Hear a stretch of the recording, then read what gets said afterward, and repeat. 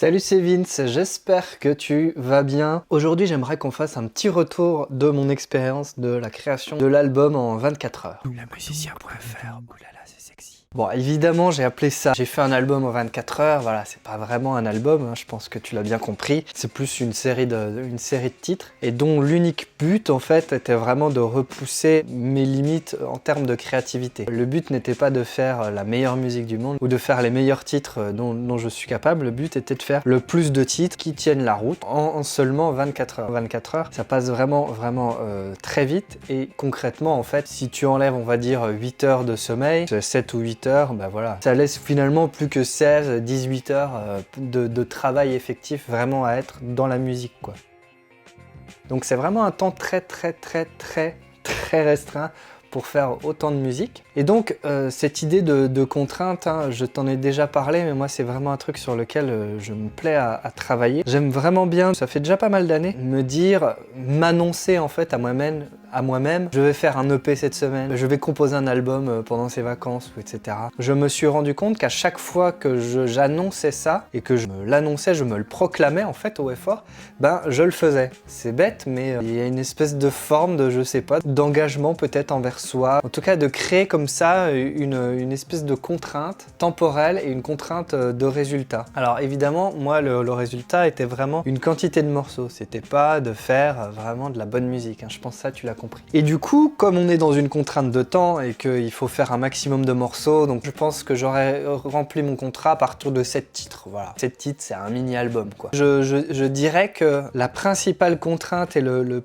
principal obstacle, c'était l'obligation d'aller vite, mais donc d'être efficace. C'était vraiment l'idée d'aller au plus simple et d'être, si tu veux, dans une espèce de cerveau en fusion et dans une prise de décision quasi immédiate, constante. Et ça, c'était ça le plus difficile finalement, c'était de ne pas prendre le temps de s'enliser, parce que quand on fait de la musique en home studio, que ce soit tout seul ou avec des potes, tu peux avoir tendance parfois à t'enliser, à faire tourner un gimmick, un machin, t'as une boucle qui tourne finalement depuis une heure ou deux dans les oreilles, puis t'es en train de gratouiller des paroles, en train de bidouiller une guitare, machin, mais au final, concrètement, il se passe rien de plus que ce qui se passait 2 heures plus tôt. Et si tu fais de la musique depuis un moment, je pense que tu vois bien le genre de situation dont je veux parler. Et j'avais évoqué dans la vidéo du making-of, là, qui est un peu longue, donc si tu l'as pas vu, bon ben, c'est peut-être normal que tu aies pas vu un petit passage, mais j'évoque le fait de fumer, de picoler et tout, et qui peut avoir tendance à te faire rentrer un peu là-dedans sans trop t'en rendre compte. C'est-à-dire que ouais, tu trouves que ce que tu fais c'est cool, machin, t'es dans un bon mood, puis au bout d'un moment en fait tu te laisses, si tu veux, submerger par la musique, t'es plus en contrôle, voilà. Et du coup bah ouais, le temps passe, et concrètement bah le morceau n'avance pas et ton objectif n'avance pas. Et l'idée c'était vraiment d'avoir le contrôle sur la musique et sur le processus créatif, et donc en fait de presque me tenir à la première idée qui venait et d'essayer de voir où ça m'amenait. Alors j'ai de la chance et ou de l'expérience, c'est-à-dire que sur 10 tentatives, il y en a 8 qui ont à peu près abouti. Évidemment moi j'aime pas tous les morceaux, il y en a un ou deux que je trouve vraiment qui ne servent à rien. Quelques-uns qui sont un peu meilleurs, mais voilà. Je te mettrai peut-être dans la description ou en commentaire mes préférés et ceux que j'aime le moins. Mais du coup, ça m'a obligé, si tu veux, à recevoir la première idée et voir si je pouvais la développer, si je pouvais l'emmener le plus loin possible dans le laps de temps imparti. Donc, c'est-à-dire que comme je ne m'étais pas fixé de contraintes par morceau, je sais pas, je vais faire X morceaux et à chaque fois je vais passer 2 heures dessus, puisque finalement dans les faits c'est à peu près ce qui s'est passé, hein, plus ou moins. Mais comme j'avais pas forcément de contraintes, j'étais juste dans la contrainte du tout, et c'est-à-dire ok, je vais pas passer 5 heures par titre pour trouver une grille, une mélodie, des paroles, un machin, parce que j'ai pas le temps. Et l'idée c'est vraiment d'enchaîner les idées. Et c'était vraiment ça. Et donc d'accueillir la première idée et d'essayer de la développer du mieux que je pouvais pour en faire un format vraiment qui tienne la route. Et pour ça, moi, ça demande vraiment de savoir ce que tu veux, et c'est pas forcément savoir ce que tu entends déjà avant de vouloir le réaliser, mais c'est plutôt savoir où tu veux aller avec ta musique un peu d'une manière générale. Et c'est pour ça qu'il y a eu 2-3 questionnements à un moment donné, à savoir est-ce que c'est vraiment ce que je veux faire musicalement, est-ce que ça me ressemble, ou est-ce que je suis capable d'exploiter telle ou telle idée. Et dans 2 cas, voilà, c'était juste, ça ne servait à rien. Et je sentais bien que j'allais m'enliser en fait et que j'allais perdre du temps. Et ça, je pense que c'est une bonne leçon à retenir si t'as pas énormément d'expérience, c'est que parfois, on va passer énormément de temps sur un truc pour essayer de l'amener quelque part, alors qu'en fait c'est juste que c'est pas la bonne idée, c'est juste qu'il faut peut-être oser couper plein de pistes, ou juste tout simplement comme moi je l'ai fait, tout recommencer et faire complètement autre chose. Parce que bien souvent, ben voilà, on s'est enlisé un moment, ok, bon ben tant pis, j'ai perdu 1 heure, 2 heures de mon temps, ça n'a pas marché, c'est pas grave, on ouvre une nouvelle session et on recommence sur des basses scènes, on va voir ailleurs. Et bien souvent, bah, y a un espèce de truc qui se débloque à ce moment-là. Je sais pas comment c'est possible, mais pour le coup, je l'ai expérimenté plein de fois et on le voit notamment 2 fois dans le making-of. Alors évidemment, le fait que ce soit comme ça, un temps très limité et un objectif très ambitieux finalement en termes de nombre de titres, ça oblige à être dans le one-shot. Donc comme je te disais, à recueillir la première idée et à en faire un morceau, quoi qu'il arrive. Donc forcément, les premières idées sont pas forcément les meilleures, etc. Donc, si tu veux, en fait, c'est du one-shot. C'est-à-dire que j'ai pas fait de re-re. Tu vois, à chaque fois, je travaillais un tout petit peu ma prise, je faisais rec, ok, c'était bon. Et si c'était pas bon, ben tant pis en général. Sauf s'il y avait vraiment un pain, là je recommençais. Mais si tu veux, j'ai pas retravaillé toutes les parties à chaque fois pour que ça sonne du mieux possible, pour qu'il n'y ait pas d'erreur, pour qu'il y ait pas d'imperfections et tout. Ça s'entend et c'est bourré d'imperfections et bourré d'erreurs. Mais du coup, le fait d'aller en one-shot, ça oblige également d'aller à l'essentiel et d'aller à l'essence du truc, quoi. Et du coup, moi, dans ma musique, comme je fais principalement des chansons, c'est d'avoir une rythmique, une grille, une mélodie et des paroles. Voilà. Et à partir de là, je peux faire de la musique, je peux faire des chansons un peu au kilomètre, et voilà, c'était un peu le but aussi. Et donc le fait d'aller en mode one shot, ben ça t'oblige, si tu veux, à t'appliquer, mais à ne pas trop t'appliquer, si tu veux, et donc à accepter que ben c'est un peu dégueulasse, mais tant pis parce que l'objectif est ailleurs. Et c'est là toute la difficulté entre guillemets, c'est le lâcher prise complet. Et si je t'ai partagé direct l'album sans vouloir y retoucher plus jamais de ma vie, on va dire, c'est pas dit que je réutilise pas un morceau ou deux, parce qu'il y en a un ou deux que je trouve vraiment cool, mais j'ai lâché le truc. C'est aussi un exercice vraiment de lâcher prise à ce niveau-là, c'est d'accepter de partager sa musique alors qu'elle est globalement un peu dégueulasse et pas très bien produite. Voilà, même si certains m'ont fait des bons retours et tout sur la qualité de la production, mais pas sur certains standards, en tout cas moi certains standards que j'ai. N'empêche que c'est des maquettes qui se défendent, on va dire, c'est honnête et tout, et dans certains contextes ça pourrait fonctionner pour des marchés ou pour présenter en tout cas un projet. L'idée vraiment derrière tout ça, c'est la grande question du lâcher prise. À quel moment on accepte que ce qu'on fait c'est pas parfait, que ce qu'on fait ça nous touche mais que ça peut potentiellement toucher les autres, et donc il faut le lâcher, tu vois. Et du coup pour moi c'était vraiment cet exercice là de dire ok, je vais faire un album et en fait dans 24 heures je n'y pense plus, quoi, entre guillemets. Et il y a un côté très libérateur dans l'exercice, très tu te sens vraiment, enfin moi je me suis senti vraiment vidé d'un poids, le fait d'avoir enchaîné comme ça dans la foulée. Alors pour être tout à fait honnête, donc j'ai fait ça le samedi et je sais plus, je l'ai uploadé le mardi. Je crois qu'en gros le lundi, j'ai pris la journée, en gros j'ai passé une demi-heure sur chaque titre. J'ai réécouté, en gros j'ai mixé au casque chaque titre pendant une demi-heure. Donc voilà, donc il y a 2-3 corrections de pitch. C'était surtout ça, il y avait des imperfections de la voix, parce que moi c'est la voix où j'ai le plus de faiblesse, on va dire. Du coup c'était ça, il y avait quelques erreurs vraiment qu'il fallait que je corrige, mais j'ai pas fait de prise, si tu veux. Donc c'est vraiment ce qu'on entend, c'est vraiment ce qui s'est passé quand je me suis filmé. C'était aussi le but de l'authenticité et de travailler au one shot. Moi j'aime bien le côté one shot, et très souvent j'ai remarqué qu'il y a un côté un peu magique de la première prise. Quand la première prise en fait vient et crée l'idée finalement, quand il y a un espèce de truc où l'idée tombe du ciel et elle se fige, elle se fixe pas sur la bande mais sur le disque dur ou le SSD, et le morceau pouf d'un coup voilà émerge.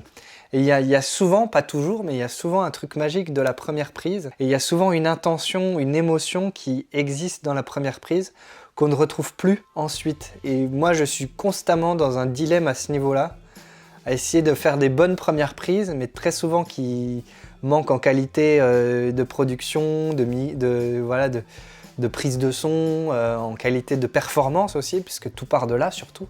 Et donc c'est quand tu viens de trouver une idée à la guitare 2 minutes avant, que tu l'enregistres tout de suite, et que c'est censé être le truc définitif, tu vois, c'est pas comme ça que la musique se construit dans l'industrie musicale telle qu'on la connaît, tu vois. C'est pas comme ça que ça marche normalement. Donc effectivement, voilà, il y a tout ce travail de lâcher prise qui est vraiment c'est vraiment le leitmotiv de ce projet-là, de ce défi-là.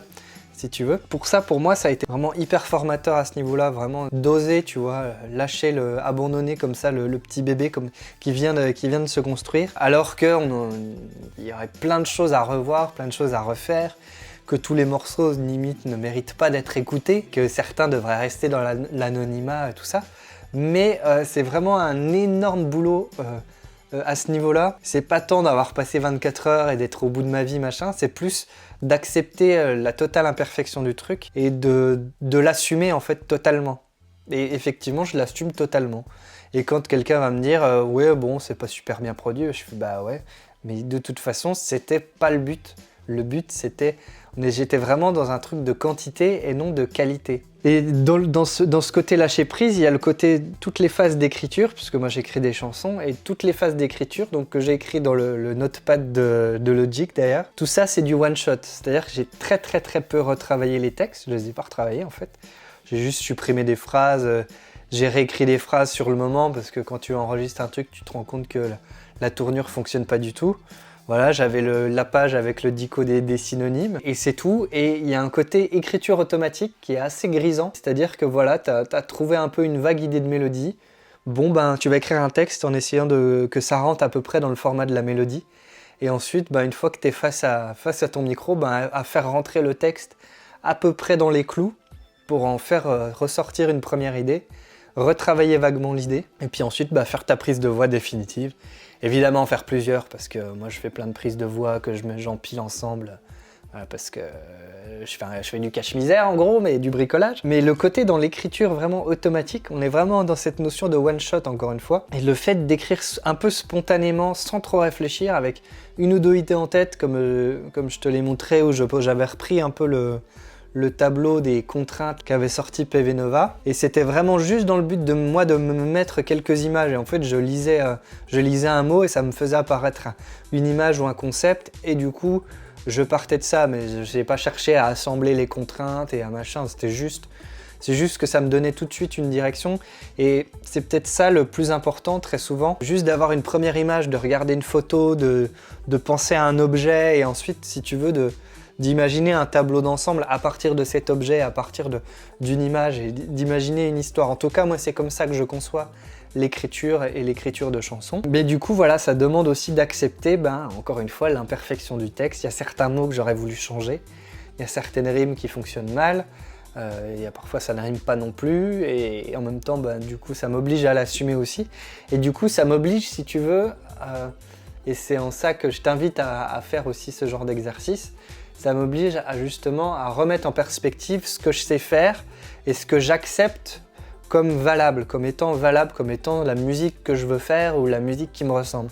Puisque du coup, le fait d'être dans le lâcher prise et d'être dans l'espèce d'instantané et aller très vite et à faire des trucs, en fait, il y a des choses que je n'avais jamais faites avant, ou des formes comme ça où je ne m'étais jamais trop tourné vers cette direction-là. Et du coup, si tu veux, c'est une manière aussi d'étendre un peu son champ des possibles, quoi, son champ de réalité, à d'autres pratiques artistiques ou à d'autres courants ou à d'autres sensibilités.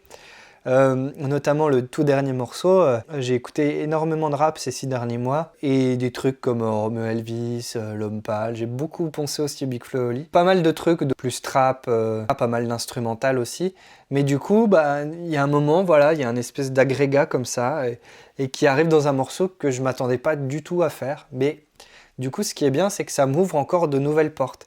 Puis le dernier truc, c'est que je me remets à écrire en français. Et pour moi, pareil, c'était aussi une mise en danger que d'oser de lâcher prise sur du texte en français, parce que pendant très longtemps, j'ai été ultra complexé par le texte en français, alors que j'ai un peu commencé par là à la base, mais voilà, c'est quelque chose que je n'assume pas, on en reparlera peut-être un jour, mais c'est un truc que j'ai encore du mal à vraiment assumer et à vraiment embrasser. Mais du coup, revenir au français et accepter en fait de pas se cacher derrière l'anglais, parce que pour moi l'anglais quelque part, même si j'essaie de mettre des textes qui ont du sens et de raconter des choses, il y a un côté on se cache quand on fait écouter de l'anglais à des Français. Voilà, même si moi je comprends assez bien l'anglais, tout ça, je sais que les gens en face ne vont pas forcément bien le comprendre ou comprendre la même chose que moi, et du coup il y a une espèce de flou. Alors qu'en français, si je dis je vais bien ou je vais mal, tu comprends tout de suite, ok il va bien, ok il va mal. Il n'y a pas vraiment de faux semblants, tu vois. On pourra trouver des figures de style, des machins un peu stylistiques, des pirouettes, mais on est dans le direct. Et du coup, ben, le fait de lâcher prise sur le français, ça aussi, ça m'ouvre d'autres portes. Parce que moi j'ai un projet aussi maintenant de refaire des titres en français et d'être dans un projet uniquement francophone. Du coup ça m'aide aussi quelque part à le fait d'avoir écrit des choses très rapidement et à les partager tout de suite, à avoir ce lâcher prise aussi sur la musique et sur le texte et à oser de nouveau ne plus me cacher quelque part derrière l'anglais. Bon alors en conclusion, hein, tu l'auras compris, voilà, c'est quelque chose de très égoïste que je t'invite à faire. Peu importe si tu fais un album à 8 titres en 24 heures, si tu en fais juste un, c'est déjà très bien. Peu importe, en fait, il y a vraiment l'idée de contrainte et de lâcher prise qui est ultra important, je trouve, pour, si tu veux, progresser et pour oser plus finalement. Et c'est aussi en ça que je l'ai fait, c'est pour essayer de te motiver toi à aller vers plus de prise de risque quelque part et à oser toi aussi lâcher prise par rapport à ta musique parce qu'on a vraiment l'impression de jouer sa vie quand on va partager un morceau en ligne, mais ça reste que de la musique. Si tu veux, c'est pas ça qui va nous empêcher de respirer et de nous réveiller le lendemain. Voilà, et même si on y a passé beaucoup de temps, même si on a mis tout plein de trucs, bah, ça reste quand même qu'une chanson, qu'une musique. Je te propose de profiter la prochaine fois que tu as un week-end, que tu as peut-être ou une semaine ou un truc comme ça de dispo et tu sais que tu vas avoir du temps pour toi, de consacrer toute ou une partie au moins de ce temps à créer quelque chose, à créer peut-être un mini EP, à créer des chansons et à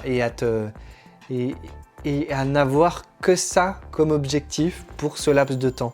Et à vraiment mettre toute ton attention là-dedans.